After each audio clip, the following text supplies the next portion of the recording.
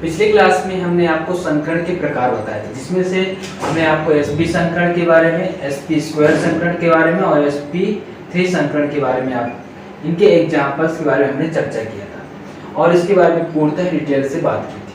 आज हम जो बात करने वाले हैं sp3d, sp3d2 और sp3d3 इसके एग्जांपल्स के बारे में, ठीक है, इसके उदाहरण, इनके बारे में हमने विस्तारपूर्वक चर्चा करेंगे। पिछले क्लास में मैंने आपको sp3d, sp3d2 और sp3d3 के एग्जांपल्स के बारे में, इनके एग्जांपल्स मैंने आपको दिया था और मैंने कहा आपको अगले क्लास में मैं आपको जरूर बताऊंगा। तो चलिए फ्रेंड्स शुरू करते हैं। प्यारे विद्यार्थियों, मैं आपको PCl5 के बारे में बताऊंगा, इसके संकरण के बारे में। PCl5 जो है sp3d संकरण का क्या है, एग्जांपल है और इस एग्जांपल में हम PCl5 के संकरण के बारे में देखेंगे। तो सबसे पहले मैंने आपको क्या बताया था कि हमें सबसे पहले क्या खोजना है, इसमें केंद्रीय परमाणु। जब केंद्रीय परमाणु इसमें हम केंद्रीय परमाणु खोजते हैं तो देखते हैं कि जो फास्फोरस है ये केंद्रीय परमाणु है। जब हम केंद्रीय परमाणु ढूंढ लेते हैं तो हमारा दूसरा काम क्या होता है, जो उसके साथ जो भी परमाणु जुड़ा हुआ है उसका हमें क्या करना है, इलेक्ट्रॉनिक कॉन्फ़िगरेशन करना। जैसे कि क्लोरीन है हमारे पास, तो क्लोरीन का सबसे पहले इलेक्ट्रॉनिक कॉन्फ़िगरेशन करके देख लेते हैं कि इसमें से क्लोरीन का कौन से इलेक्ट्रॉन जो होगा अयुग्मित होगा, जो इसके साथ क्या करेगा, अतिव्यापन करेगा। किसके साथ, p के वाले के साथ। तो देखते हैं इसका p क्लोरीन का 17 होता है परमाणु क्रमांक 1s2 2s2 2p6 3s2, ठीक है, और 3p5 हो जाएगा, ठीक है। 2 2 4 6 4 10 10 2 12 और 12 5 17, ठीक है। तो 17 इलेक्ट्रॉनिक कॉन्फ़िगरेशन हो गए। अब हम इसके अंतिम इलेक्ट्रॉन की ओर चलते हैं, संयोजी इलेक्ट्रॉन। इसको हम इलेक्ट्रॉन कक्षक में भरते हैं तो देखते हैं कि 2 इलेक्ट्रॉन p के 3 होता है, 1 2, तो 1 2 3 4 और 1 5, ठीक है। हम क्लोरीन पर देखते हैं कि हमारे पास क्लोरीन के जो p कक्षक है इसमें pz वाला ये क्या है, अयुग्मित। तो अब हम ये pz को प्रदर्शित करेंगे, जब क्लोरीन को प्रदर्शित करेंगे क्योंकि pz वाला है तो pz का कैसा होता है, ऐसा होता है। तो हम क्या कर रहे हैं, मैं इस वाले लाइन को और इस वाले लाइन को हटा रहा हूं, एक काल्पनिक रेखा बस खींच दे रहा हूं ये, ठीक है। तो ये कौन सा हिस्सा हो गया, pz का, क्लोरीन का। यानी जब हम संरचना बनाएंगे और क्लोरीन को प्रदर्शित करेंगे और इसका जब डंबल रूप में दिखाना होगा तो हम इसको इस प्रकार प्रदर्शित करेंगे, ठीक है। अब चलिए आगे चलते हैं। हमारा फास्फोरस का परमाणु क्रमांक ज्ञात करें, फिर इसका इलेक्ट्रॉनिक कॉन्फ़िगरेशन करें। तो देखते हैं 1s 2s 2p और 3s 3p, ठीक है। तो 2 2 4 6 10 10 2 12 और 3 कितना हो गया, 15। तो अंतिम कक्ष का संयोजी इलेक्ट्रॉन कितना है, 3 2 5 है। अब क्या करेंगे, इसके कक्षकों में इलेक्ट्रॉन भरेंगे, p का 3 हो जाएगा तो 1 2 3, ठीक है। जब भी इलेक्ट्रॉन भरे तो एक एक करके इलेक्ट्रॉन भरना चाहिए, ठीक है। ऐसा नहीं कि हम जिस 3 बनाए ये अब हमको 3 इलेक्ट्रॉन भरना है तो 1 2 3, इलेक्ट्रॉन भरने का ये गलत तरीका है। सही तरीका ये है कि सबसे पहले हम एक एक इलेक्ट्रॉन भरते हैं, फिर इलेक्ट्रॉन को पुनरावृत्ति करते हैं, ठीक है। अब हमारे पास ये मूल अवस्था है,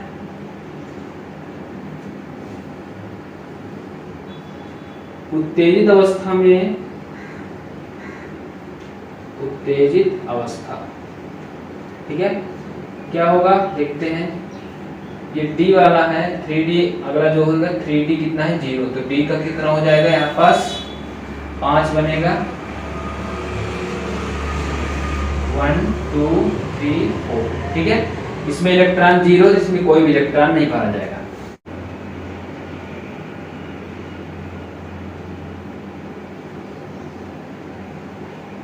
D वाला 1 2 3 4 1 2 3 4 1 2 3 4 5, ठीक है, 1 2 3 4 5। अब इसका जो इलेक्ट्रॉन होता है जो S वाला इलेक्ट्रॉन होता है ये यहाँ से जब हम इसको ऊर्जा देते हैं तो ऊर्जा प्राप्त करने के बाद इसका एक इलेक्ट्रॉन निकलकर इस अगले कक्षक में चला जाता है। तो यह यस हो गया पी डी। तो देखिए यस में एक ही कक्षक, पी में 3 कक्षक हैं और तीनों में एक इलेक्ट्रॉन है, और डी में 5 कक्षक हैं लेकिन कितने इलेक्ट्रॉन है? 1 इलेक्ट्रॉन। तो यहाँ पास एक जो एक को हम प्रदर्शित नहीं करते हैं। तो हमें समान तौर पर क्या मिला? sp3d। ये संकरण है, sp3d संकरण हमको प्राप्त होता है। जब ये कक्षक संकृत हो जाते हैं तो कैसे बन जाता है? 1 2 3 4 5 कितने कक्षक संकृत हुए हैं? 1 2 3 1 2 3 4 5 1 2 3 4 5। तो ये sp3d sp3d sp3d sp3d sp3d जितने कक्षक भाग लेंगे उतने ही नए कक्षक बनेंगे, लेकिन जो इलेक्ट्रॉन ऊर्जाओं का जो क्रम होगा समान। देखिए सभी में एक एक इलेक्ट्रॉन है ना? किसी में ऐसा नहीं कि किसी में 2 हो, किसी में 3 हो, ऐसा बिल्कुल भी नहीं है। सभी में समान रूप से इलेक्ट्रॉन है, तो संकृत कक्षक है। ठीक है, एक इसका स्क्रीनशॉट लें फिर हम आगे बढ़ते हैं।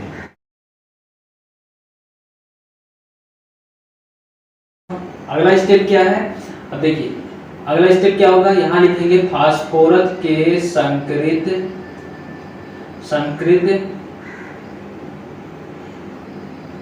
कक्षकों में क्लोरीन का अतिव्यापन मतलब क्या होता है? ओवरलैप। अतिव्यापन कैसा होना चाहिए? सिग्मा बॉन्ड का होना चाहिए। यहाँ पास क्लोरीन का जो अयुग्मित इलेक्ट्रॉन था, कितने क्लोरीन है? 5 क्लोरीन। तो 5 में सब ठीक है, एक क्लोरीन के पास एक अयुग्मित इलेक्ट्रॉन, तो 5 क्लोरीन के पास 5 अयुग्मित इलेक्ट्रॉन होगा। हर एक क्लोरीन के पास एक एक अयुग्मित इलेक्ट्रॉन है, तो हमारे पास 5 क्लोरीन है, तो सभी में एक एक अयुग्मित इलेक्ट्रॉन जाएगा। ठीक है, तो ये हो गया। इसको हम डैश डैश के रूप में दिखा देंगे।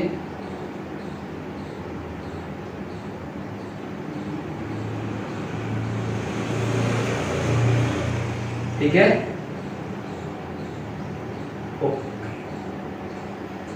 ये क्लोरीन हो गया और ये क्लोरीन। ठीक है, अब देखिए ध्यान से, यहाँ पास इसमें कौन सा अतिव्यापन होगा? sp3d, और ये क्लोरीन का कौन सा? pz वाला, याद है ना? मैंने इस प्रकार से बताया था ये। तो इसको हम जब भी क्लोरीन को प्रेजेंट करेंगे तो pz के रूप में, तो ये pz हो गया।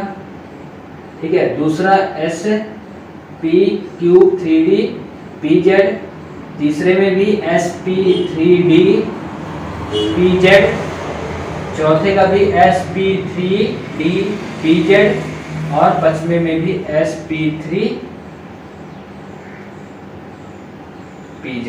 ठीक है, सिग्मा बॉन्ड सभी में सिग्मा बॉन्ड और सिग्मा बॉन्ड। ठीक है, सभी में सिग्मा बॉन्ड होंगे। अब क्या करेंगे?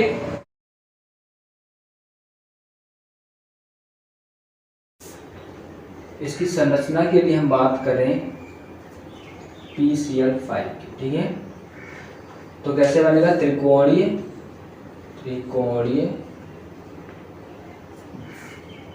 द्वि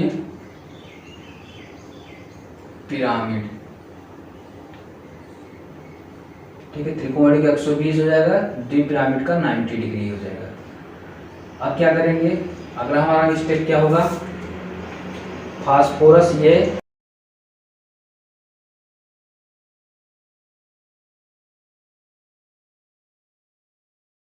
क्लोरीन, ये क्लोरीन, एक क्लोरीन ये, एक क्लोरीन ये हो जाएगा। ठीक है, इस प्रकार से हम इसको जोड़ देंगे,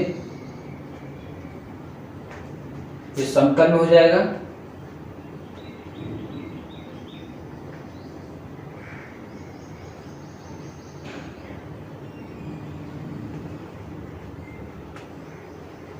इस प्रकार से इसकी हम इसे डंबल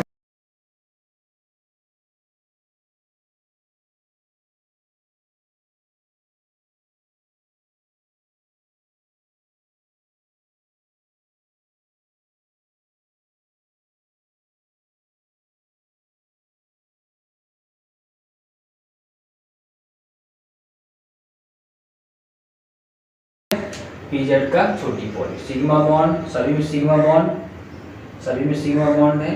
ये क्लोरीन है, ये भी क्लोरीन, ये भी क्लोरीन है, ये भी क्लोरीन है, ये भी क्लोरीन है। ठीक है, कितने क्लोरीन? 5 क्लोरीन सभी के हो गए। ठीक है, इसकी संरचना इस प्रकार से बनेगी। फ्रेंड्स, अगला जो हम करने वाले हैं sp3d2 का और इसका FS6, इसका एग्जाम्पल होगा। ठीक है, कैसे करना है? सबसे पहले ऐसे केंद्रीय परमाणु ढूंढ लेते हैं। सल्फर ऐसा केंद्रीय परमाणु है। अब फ्लोरीन पर चलते हैं। फ्लोरीन की परमाणु क्रमांक कितनी होती है? 9 होता है। इलेक्ट्रॉनिक कॉन्फ़िगरेशन 1s2 2s2 और 2p5 हो जाएगा। ठीक है, यदि हम इसके इलेक्ट्रॉन कक्षकों में भरे तो 1, ये 2, p के 3 होते हैं तो 1 2 3 4 5। ठीक है, एक इलेक्ट्रॉन अयुग्मित है। इसके बाद अब किस में चलेंगे? सल्फर में चलेंगे। और ये जब ये p अयुग्मित है कि pz वाला हिस्सा, तो इसको हम इस वाले नंबर के फॉर्म में दिखाएंगे। ठीक है, ये p, ये किसका हो जाएगा? ये फ्लोरीन हो जाएगा, pz का हिस्सा। अब आते हैं सल्फर पर। सल्फर परमाणु क्रमांक कितना होता है? 16 होता है। इसके इलेक्ट्रॉनिक कॉन्फ़िगरेशन करें 1s2 2s2 3p4 हो जाएगा। ठीक है, यदि हम इसके इलेक्ट्रॉन कक्षकों में भरें, इसकी मूल अवस्था है और उत्तेजित अवस्था में क्या होगा?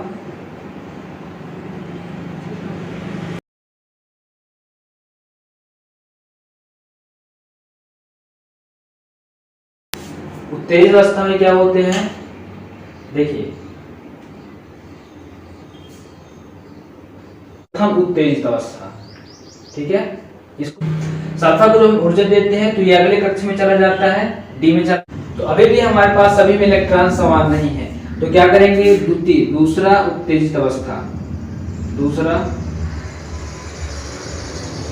उत्तेजन कि हम फिर से सल्फर को और ज्यादा ऊर्जा देंगे तो क्या हो जाएगा? यहाँ पास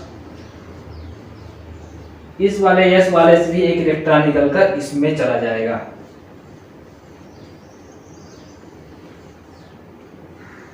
देखिए, अभी तक हम एक बार ऊर्जा देते थे, सभी इलेक्ट्रॉन एक जैसे हो जाते थे। अब यहाँ पास क्या हो रहा है कि हम प्रथम उत्तेजित अवस्था, यदि पहली बार हम ऊर्जा दे रहे हैं तो एक ही इलेक्ट्रॉन अगले कक्ष में जा रहा है।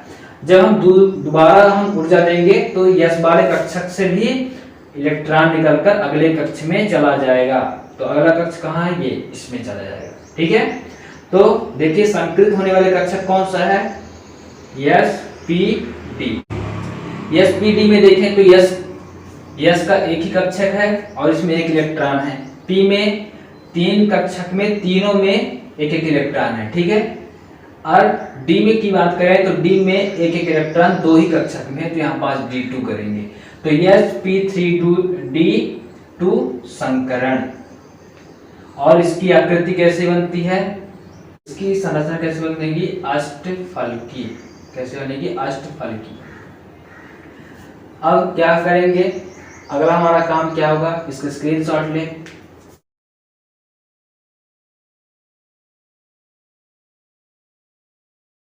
1 2 3 4 5 6, यहाँ पास 6 कक्षक संकृत हो रहे हैं। तो 1 2 3 4 5, 1 2 3 4 5 1 6। sp3d2 sp3d2 sp3d2, सभी में sp3d2 sp3d2 और sp3d2 हो जाएगा। ठीक है, अभी इन अयुग्मित यहां पास लिखेंगे सल्फर के संकृत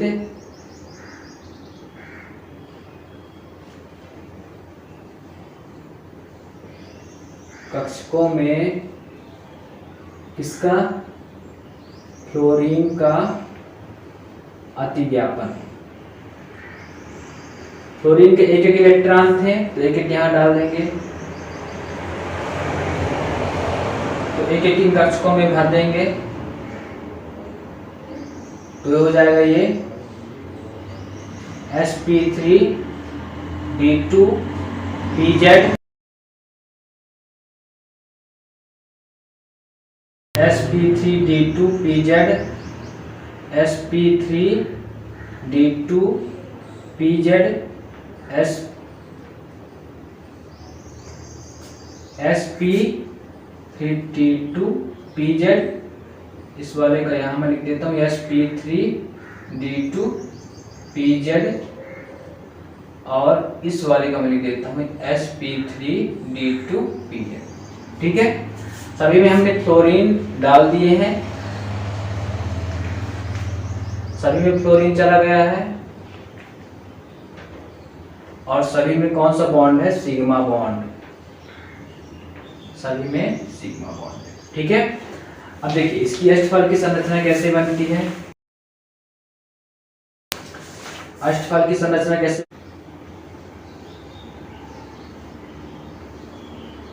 ये ठीक है, ये समतल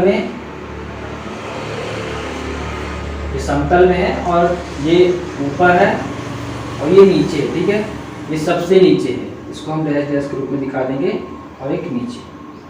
तो ये इसको हम चतुष्फलकी द्विपिरामिड भी बोलते हैं या अष्टफलकी भी बोलते हैं, दोनों सही है। ठीक है, तो यहाँ पास देखिए क्या होगा, यहाँ पास सल्फर आ जाएगा, यहाँ पास फ्लोरीन, यहाँ फ्लोरीन, यहाँ फ्लोरीन, यहाँ फ्लोरीन, क्योंकि हमारे पास 6 फ्लोरीन है, तो 6 फ्लोरीन, पांचवा और एक छठवां, तो 6 फ्लोरीन कंप्लीट हो गया। ठीक है, यदि हम इसे डंबल के रूप में दिखाना चाहे तो कैसे दिखाएंगे,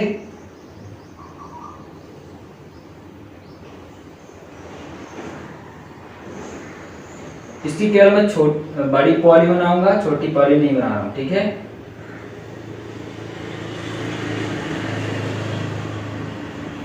ये हमने दिखा दिया इसको।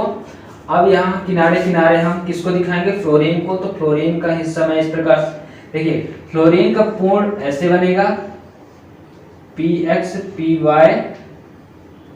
और pz। ठीक है, तो ये x हो गया, ये y हो गया, और एक z हो गया। ठीक है, तो केवल इसमें मैं z वाले हिस्से को ले रहा हूं। ठीक है, बाकी सभी को हटा देते हैं, तो z वाले हिस्से को जोड़ दीजिए।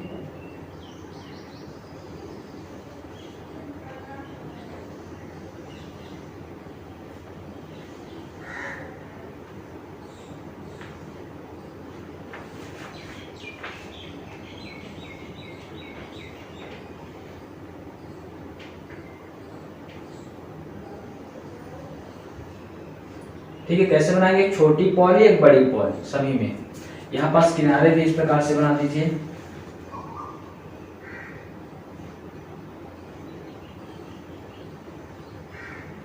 यहाँ भी बना दीजिए, एक ऊपर छोटी पॉली एक बड़ी पॉली, सभी में सिग्मा बॉन्ड बने हैं, सभी में सिग्मा बॉन्ड है।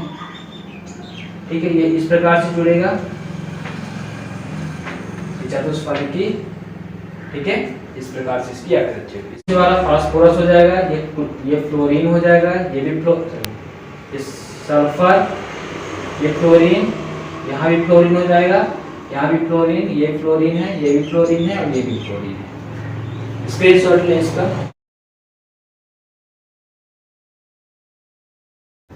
sp3d3 का अगला है IF7, तो इसमें सबसे केंद्रीय परमाणु I हो जाएगा। फ्लोरीन का हम इलेक्ट्रॉनिक विन्यास निकालेंगे, फ्लोरीन कितना होता है,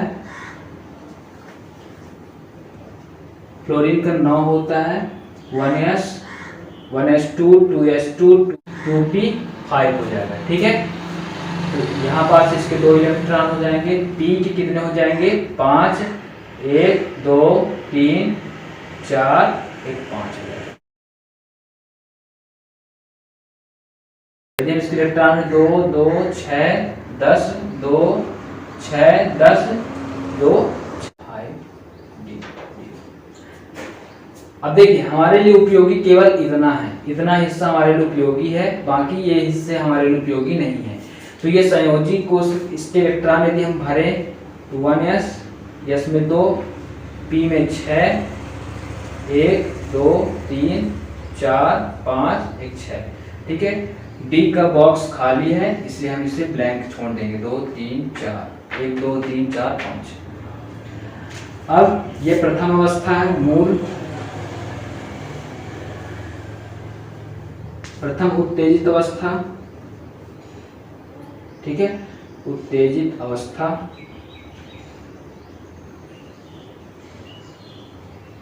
तो इसको देखिए कैसे बनेगा।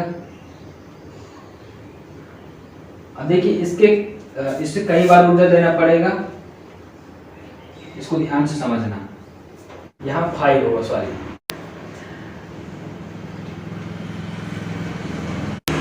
जब हम प्रथम उत्तेजित अवस्था होगा तो प्रथम उत्तेजित अवस्था में ये वाला जो इलेक्ट्रॉन होगा इससे निकलकर इसमें चला जाएगा, डी में चला जाएगा। तो इसका एक इलेक्ट्रॉन बचेगा, 1 2 3 4 5, एक इलेक्ट्रॉन निकल गया।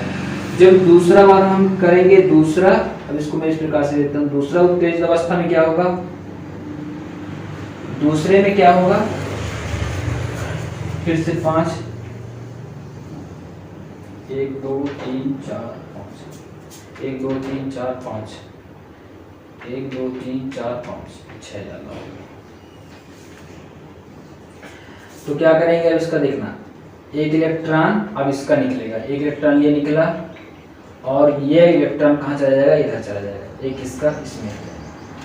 ठीक है, लेकिन अभी भी सभी इलेक्ट्रॉन सभी कक्षकों में समान नहीं है, तो अब तीसरा बार फिर ऊर्जा देंगे।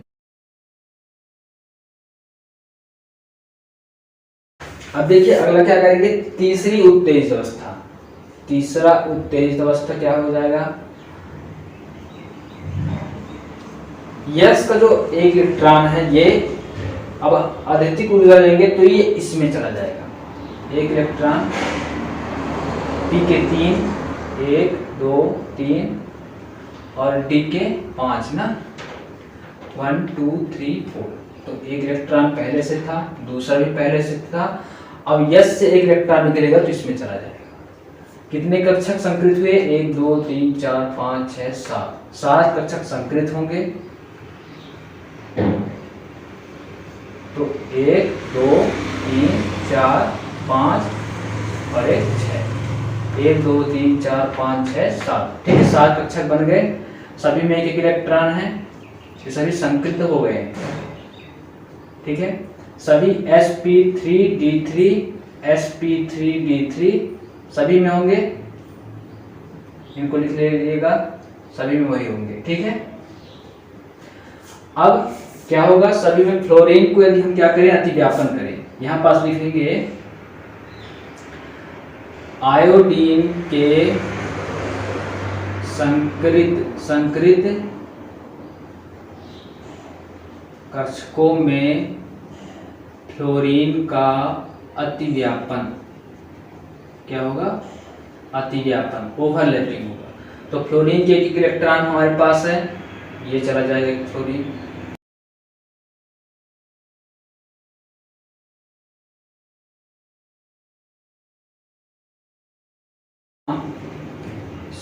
ठीक है, क्योंकि हमारे पास 7 फ्लोरीन है और सातों में एक अयुग्मित इलेक्ट्रॉन है, तो सातों फ्लोरीन यहाँ आ गए। ठीक है, ये फ्लोरीन आ गया, ये फ्लोरीन, ये फ्लोरीन, ये फ्लोरीन, ये फ्लोरीन, ये फ्लोरीन, सभी में कौन सा अतिव्यापन होगा, sp3d3 और pz वाला हिस्सा हो रहा है। ठीक है, इसका संकरण कौन सा निकला, sp3d3। आकृति बात करें तो पंचभुजी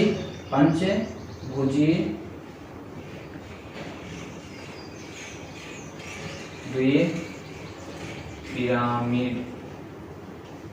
ठीक है, पंचभुजी का कोण कितना बनेगा, 72 डिग्री का, और द्विपिरामिड का 90 डिग्री का कोण बनेगा। ठीक है, आगे चलते हैं, इसकी संरचना को देखते हैं, इसके स्क्रीनशॉट ले।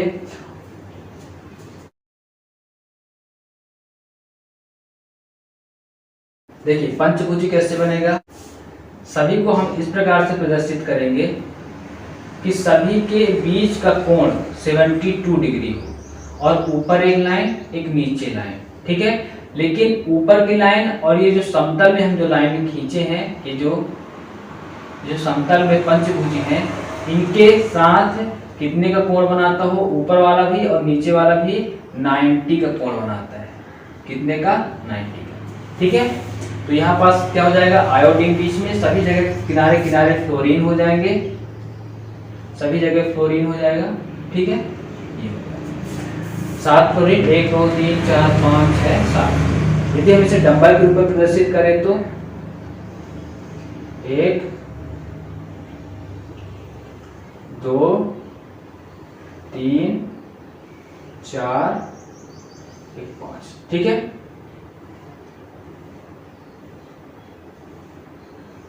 ये पूरे समतल में है, समतल के ऊपर एक मैं और बनाता हूं, तो ये क्या होगा, थोड़ी सी इस प्रकार से बना देता हूं, ठीक है। मैं जो पीछे वाला हिस्सा होगा थोड़ी सी आपको अलग दिखेगा।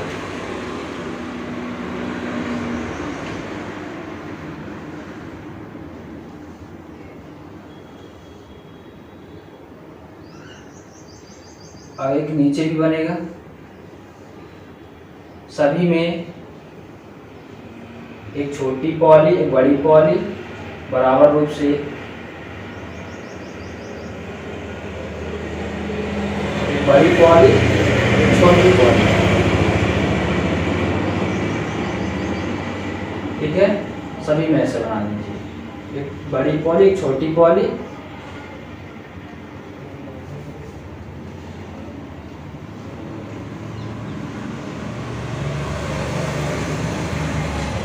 इसमें भी एक बड़ी पॉली एक छोटी पॉली, दोनों में, ठीक है। जो छोटी पॉली वाला हिस्सा है वो PZ का है सभी में, ठीक है। याद रखना इस चीज को, मैं बार बार इसको नहीं दोहरा रहा हूँ, आप इसका ध्यान रखें विशेष रूप से। तो ये बड़ी ये छोटी ये PZ वाला है, बाकी आप जो डंबल में बना रहा हूँ वो PX और PY, क्योंकि ये हिस्सा नहीं ले रहा है उसको हम ऐसे ही बना देते हैं। इधर भी हो जाएगा छोटी पॉली और एक बड़ी पॉली, ये जो डंबल हो जाएंगे PX और PY के समान रूप से उसी प्रकार प्रदर्शित करेंगे। एक यहाँ भी बनेगा, एक छोटी पॉली एक बड़ी पॉली और ठीक है। तो छोटी पॉली वाला PZ का हिस्सा है। देखिए संरचना बहुत ही आसान है, कुछ भी नहीं, बस विशेष रूप से इनको ध्यान देना है कि कैसे बना। सभी में सिग्मा बॉन्ड, सभी में सिग्मा बॉन्ड याद रखना। सभी जो किनारे बने हैं फ्लोरीन बने हुए हैं, सभी फ्लोरीन है, ठीक है। बीच में क्या है यहाँ पास मैं लिख देता हूँ आयोडीन। सेवन का कंप्लीट संरचना है, संकरण है। इसमें हमने पंचभुजी द्विपिरामिड मिलता है, 5 जो भुजा समतल में होते हैं और उसके ऊपर एक मार्कर मेरे या उसके ऊपर फिर एक नीचे मार्कर, तो दोनों ये ऊपर और नीचे वाला मार्कर हो गया, ये और ये हिस्सा, और बाकी समतल में बनते हैं। 3D समझने के लिए आपको पार्ट 2 संकरण का पार्ट 2 देखना पड़ेगा, जिसमें मैंने बहुत ही अच्छे तरीके से प्रैक्टिकल रूप से इनको अच्छे से प्रदर्शित किया है, ठीक है। आज की क्लास आप सभी को अच्छे तरीके से समझ में आया होगा। अगला क्लास बहुत ज्यादा इंपॉर्टेंट है, उसमें बताने वाला हूं कि किसी भी सूत्र को देखकर हम उसकी संकरण आकृति और कोड बता सकते हैं। तो आने वाले क्लास को बिल्कुल भी मिस मत करिए और इस क्लास को अच्छे से रिवाइज करें, दूसरे फ्रेंड तक जरूर शेयर करें। जहां भी आपको प्रॉब्लम है तो कमेंट सेक्शन पर जरूर बताएं। कोई भी ऐसा टॉपिक जो इससे संबंधित है, जैसे इलेक्ट्रॉनिक कॉन्फ़िगरेशन, अष्टगुण, इलेक्ट्रॉन भरने संबंधित नियम, तो इस प्रकार की किसी भी टॉपिक पर आपको प्रॉब्लम है तो हमें कमेंट सेक्शन पर जरूर बताएं। हमें आपके लिए एक नई क्लास उपलब्ध कराएंगे ताकि आप उनको अच्छे से सीख सकें। तो फ्रेंड्स मिलते हैं अगले क्लास में। जय हिंद।